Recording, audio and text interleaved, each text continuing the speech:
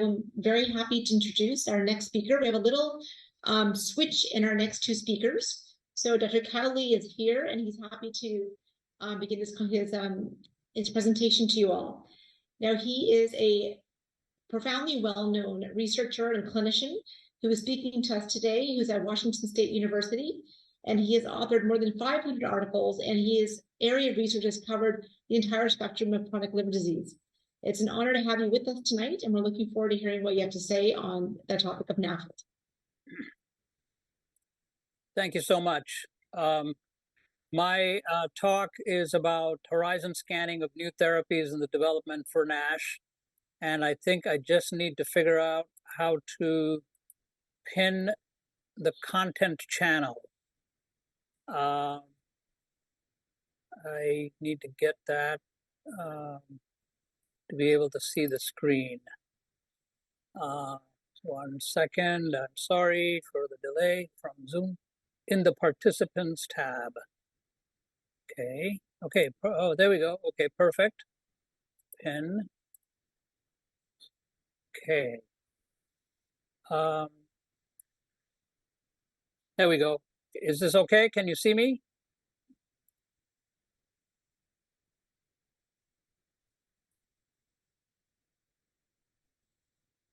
Yes, perfect. Thank you.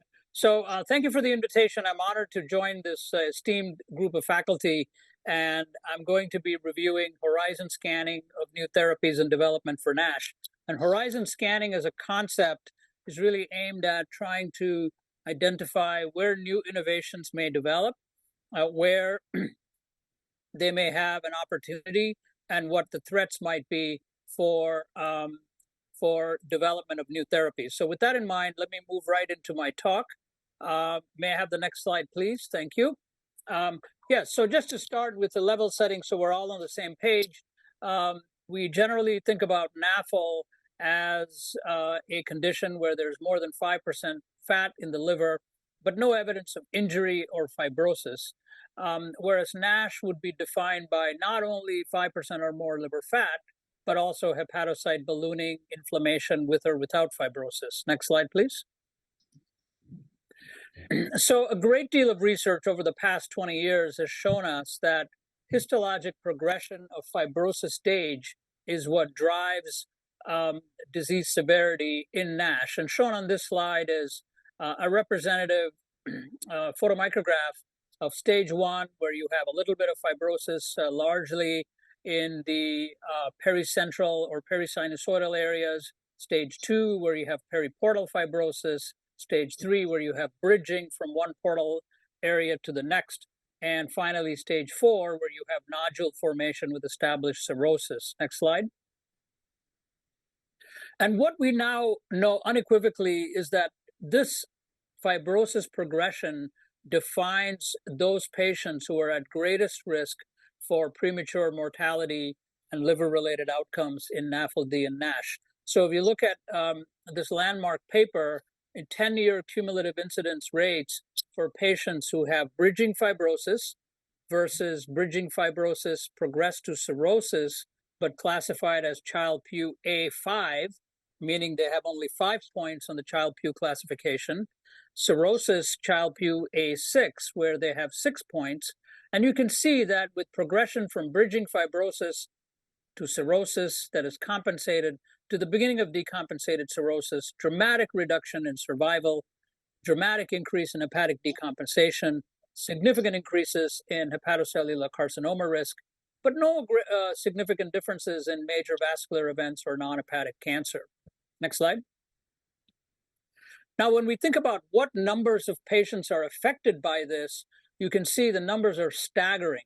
60 to 80 million Americans in the US with NAFLD, 15 to 20 million with NASH, and over time, 20 to 30% over 3 years will have progressive fibrosis, which could affect 13 to 16 million individuals with a fibrosis progression rate in NASH of about 1 stage per 7 years. But a subset of these patients, 1 out of 5, are fast progressors and may progress to cirrhosis in 10 years. And 20% of patients with stage 3 over a 2-year period will progress to cirrhosis. And of course, once advanced fibrosis is present, and especially cirrhosis, you have an increased risk of hepatocellular carcinoma, liver failure, liver-related death, and need for liver transplantation. And these numbers are 30 to 40% of patients with cirrhosis dying of liver disease. Next slide. So I've given you a background of what drives complications of liver disease, and that is advanced fibrosis. What is the proportion and epidemiologic consideration? Now let's get into the pathophysiology, because that will involve and inform how we identify new therapies. So I think everybody agrees that increased steatosis in the liver is largely driven by peripheral lipolysis and increased delivery of free fatty acids into the liver, but also there could be a contribution from de novo lipogenesis and other factors. So free fatty acids can then result in lipotoxicity. The lipotoxicity can lead to a variety of complications, including mitochondrial dysfunction and endoplasmic reticulum stress, or ER stress, which then drive apoptosis and programmed cell death, which then leads to a variety of different signaling mechanisms that both activate macrophages, predominantly Kupffer cells, but also dendritic cells, and both derived as well as resident as well as recruited macrophages. And these macrophages then secrete TGF-beta, TNF-alpha, and IL-6 that, in addition to increasing inflammasome activation through IL-1-beta, also can activate hepatic stellate cells that ultimately turn into myofibroblasts and lead to the deposition of type 1 collagen, which drives fibrosis. Next slide. So looking at this to a little bit more under the microscope, you have a variety of different types of interventions that may play a role. So predominant eating habits that may lead to consumption of increased saturated fat, increased carbohydrates, and various interactions to satiety or appetite modulators can all affect both dietary fat and dietary sugar. And dietary fat then can form chylomicrons that go to the adipose tissue, and thiazolidine diones then block the adipose tissues from secreting circulating free fatty acids and also enhance the production of adipokines such as adiponectin. Lipogenesis inhibitors such as ACC inhibitors block de novo lipogenesis. That will also prevent the delivery of increased fatty acids into the liver. If you go further downstream, you have SGLT2 inhibitors, which of course, as you know, are effective in managing diabetes and could play a role in conversion of dietary sugars into fructose and glucose. I've already mentioned the ACC inhibitors that could play a role in acetyl-CoA and de novo lipogenesis. We'll talk a little bit about the gut microbiome, but at this point, tweaking or manipulating the gut microbiome has not really entered clinical trials, but I envision that this could happen. And then you have a variety of antioxidants, anti-inflammatory agents, and anti-apoptotic, anti-fibrotic agents that are much further downstream that we can try to modulate with. So we have a variety of different opportunities to try and attack or treat NASH from multiple different angles. Next slide, please. So this is a slide that really is the summary or summation of the horizon scanning. And you can look at it in a variety of different ways. And I've taken the liberty in adapting this slide from Mazen and colleagues to really put these into different buckets. So if you look at one bucket could be fat synthesis inhibitors. Another bucket are FXR agonists. Another bucket are drugs that are ligands for PPARs and are largely agonists. Thyroid hormone beta receptor agonists in the liver represent another category, and the FGFs represent another category. So let's start with this and go through these different agents, and then I'll talk a little bit about what data are available. So the fat synthesis inhibitors can be largely defined as either SCD1 inhibitors such as aramcol, or ACC inhibitors such as firsicostat. And these have been in clinical trials. And what they do is they block the fatty acyl CoA process and essentially block de novo lipogenesis. PPARs have a variety of different activities, and a number of PPAR agonists have been studied that have varying degrees of agonism for alpha, delta, or gamma. And elafibranor is an alpha-delta dual agonist, seladelpar is a pure delta agonist, saroglitazar is an alpha-gamma agonist, and lanifibranor is also a pan-PPAR agonist with some selective gamma activity. The thyroid hormone beta receptor agonists are increasing in number of compounds that are being studied, with resmetirom obviously being the largest development program and the furthest along.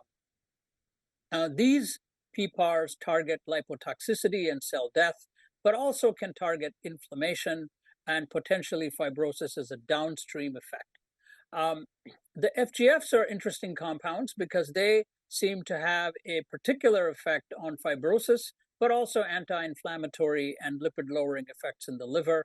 And these may work through galectins, as one example, mitochondrial pyruvate carriers as another example, or the FGF19 and 21 compounds may work directly at the liver.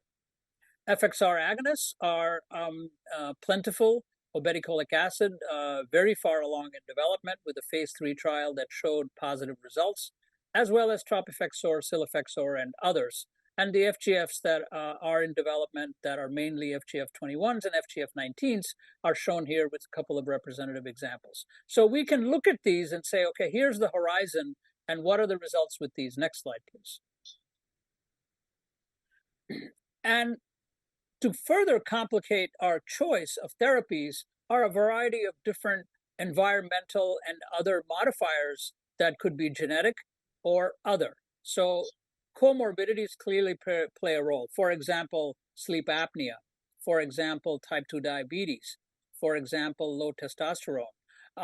And other complicating diseases such as PCOS. Genetic factors, we now know that there are a number of genes that have been associated with exacerbation or worsening of NASH, namely the PNPLA3 phenotype. TM6SF2 has been implicated, as is alpha-1 antitrypsin. MBOT is on this list, as is HSD17B13 as a protective allele in terms of both liver disease and liver damage. Microbiome products are now being increasingly recognized, both in terms of their ability to produce endogenous alcohol, as well as reactive oxygen species, and secondary bile acids may play a role. And then environmental accelerants of the disease must be considered. Alcohol, obviously, is a very important cofactor. Fructose consumption, highly argued, but it's very clear that fructose products could be playing a role in the evolution of NASH. And then there are several drugs that are also implicated directly in causing NASH, such as tamoxifen, which many patients are on, amiodarone, etc. So we also have to consider these modifiers before we start therapeutic regimens, because we want to try to eliminate these if possible. Next slide, please. So with that as a background, I would like to now move into treatment. What is our goal in treating NASH? Well, first, we would like to improve the metabolic abnormalities.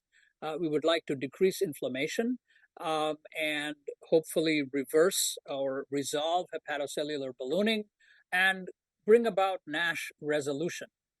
But most importantly, both from the standpoint of drug development and regulatory approval of new therapies, it is becoming increasingly clear that we need agents that can prevent, arrest, or reverse liver fibrosis. And in fact, the AASLD recommends pharmacologic treatments should be aimed primarily at improving liver disease and focused on those with biopsy-proven NASH and some degree of moderate to advanced fibrosis. And we think this is important because, as we showed recently from a paper in the NASH CRN, it's patients who have stage 3 and stage 4 fibrosis in the setting of NASH who really have accelerated rates of liver disease decompensation and liver-related adverse outcomes, whereas patients who have stage 0 or stage 1 are unlikely to experience these complications. So our goal is really to prevent advanced liver disease, mitigate liver failure, reduce the likelihood of occurrence of liver cancer and related outcomes, and hopefully improve systemic outcomes. Next slide. So I'm going to go very quickly through lifestyle modifications, just to show that caloric reduction, weight loss, exercise, and abstinence from alcohol can all play a role, and the amount of reduction of calories or weight loss that needs to be achieved to accomplish these goals are fairly modest. Next slide. So this is the weight loss pyramid that I'm sure you've already seen and heard about, but it goes from 3 to 10%, with 10% weight loss being a obvious benchmark for patients who want to reverse fibrosis. However, less than 10% of patients are able to achieve a 10% weight loss in 1 year. Next slide. So what medications do we have that possibly through weight loss and maybe through improving diabetes control could play a role? And this is the very important paper that was published in the New England Journal showing that semaglutide appears in a dose-responsive manner to be active and achieve resolution of steatohepatitis with no worsening of liver fibrosis in almost 59% of patients who have stage 2 or 3, and 56% of patients in all categories of patients. However, an issue that remains a consideration in patients who have been treated with semaglutide is, despite very high rates of NASH resolution, this has not yet been accompanied by high rates of fibrosis reduction. So the big unanswered question with GLP-1 analogs, whether they're single analogs or analogs to multiple different peptides, is can they reverse fibrosis at the same rate that we see with some other therapies? Next slide. Just need to wrap it up, okay? Yep. So let's skip ahead. Yeah, next slide. So here are the endpoints in early phase 2 development. We want to reduce ALT, and we want to reduce liver fat by MRI-PDFF. Next slide. And here's the liver fat reduction. You can see that with the newer therapies, you can see 50 to 60% reduction in relative fat in MRI-PDFF, which should correlate with NASH resolution. Next slide. And so when you look at NASH resolution landscape with monotherapies, we're able to achieve this in anywhere from 15 to 67% of patients. Next slide. But when you look at fibrosis reduction, it appears that the FGF21 compounds may have a benefit in terms of fibrosis reduction, as shown on the left with efruxifermin. Lanifibranor appears promising with regard to 24 weeks of therapy in a phase 2b study. Semaglutide, high rates of NASH resolution, but less likely rates of fibrosis reduction. Next slide. And that brings me to my last slide, which really I'm going to end with, because this is the study that is the only phase 3 study that so far has shown a positive result. And this is maybe what we can expect with large phase 3 controlled trials. And here you can see in a dose-responsive manner, 23% of patients treated with F2 or F3 NASH with obeticholic acid at 25 milligrams achieved a one-stage improvement in fibrosis with no worsening of NASH compared to 18%. And when you look at the expanded intent to treat population, you can see that you see not only fibrosis improvement, but also NASH resolution. So clearly, we see very high rates of fat reduction and NASH resolution in phase 2 trials. But when it comes to phase 3 trials, we are stuck because we clearly don't have more advanced therapies that can work for all of these patients. And so the future is likely to be combination therapies, and we cannot fail to emphasize the importance of lifestyle modification. So with that, I will close, and thank you for your attention. Thank you so much, Dr. Kowdley. That was a very thorough review of what's coming. And there's so many trials out there, as you've alluded to. And to see positive results finally happen in hepatology, since the days of hepatitis C viral clearance is the next big boom. So could it be, though, with all the other trials that have happened with GLP-1, is that in looking at improvements in hepatic fibrosis, I mean, we know it takes a long time to develop progressive fibrosis. Could it just be that we're not following those patients long enough in those clinical trials? That is an excellent point and an astute observation, because in fact, if you look at studies that have shown NASH resolution to be highly effective with therapies, eventually fibrosis reduction will follow. And I think if we have the patience and the wherewithal to say, ultimately what we want to do is not only reduce fibrosis, but resolve NASH, and we have to be patient. You can even see that with vitamin E. In fact, in the Pivens trial, we actually showed that patients who had the greatest improvement in NASH activity score and in NASH resolution also had improvement in fibrosis. From a regulatory standpoint and a drug development timeline standpoint, there's a greater emphasis now on fibrosis reduction. But I think you're right. At the end of the day, if you resolve the NASH, the fibrosis will follow. Absolutely. I just feel like we're just disturbing the hepatology community and patients by just stopping these trials so soon. Anyway, I would love to chat more, but we have to continue on with tonight's event. And thank you very much for your time tonight. It's an excellent talk. Thank you for your attention.